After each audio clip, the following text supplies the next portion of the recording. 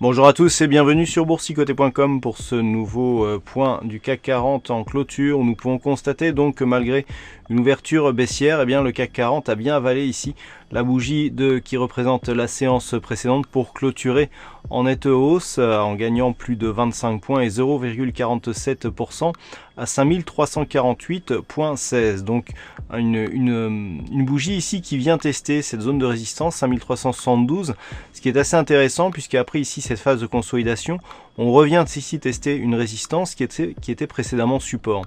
Donc pour l'instant ça reste une petite dynamique baissière, mais je dis bien petite dynamique, puisque nous avions vu que même ici au plus bas de cette phase de consolidation, eh bien on était sur un retracement qui était assez peu marqué.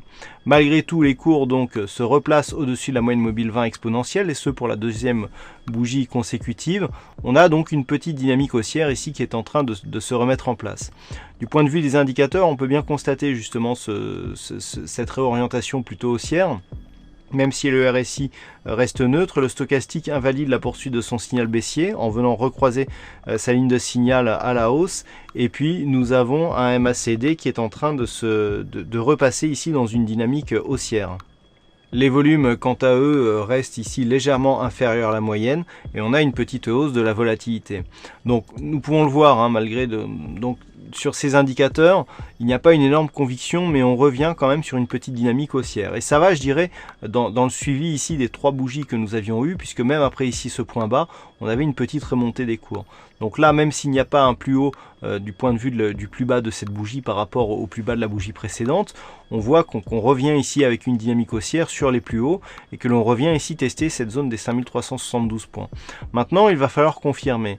Maintenant qu'on est repassé ici au-dessus de cette moyenne mobile 20 exponentielle, on est toujours ici sur un signal, ça va peut-être plus se voir, voilà, si on élargit un petit peu le cadre, ici de reprise de la dynamique, on enfonce bien ici la bande de Bollinger supérieure, on revient sur la moyenne mobile 20 exponentielle, et maintenant on n'attend plus qu'un suivi ici du mouvement qui devrait être validé, si toutefois ce mouvement est pérenne, par une rupture haussière ici des 5372 points.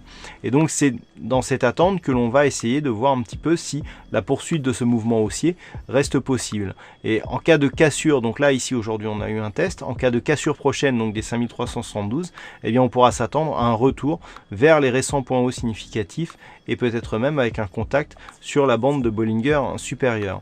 Dans l'éventualité où les cours resteraient ici sous cette résistance, eh bien il ne faudrait pas que ceci repasse sous les 5284 points, au risque de marquer ici un signal d'enfoncement, puisque nous aurions une succession de points hauts qui seraient baissiers, et si nous venons à casser ici ce point bas significatif, eh bien on viendrait marquer donc un nouveau point bas inférieur et on validerait ici le passage dans une dynamique court terme.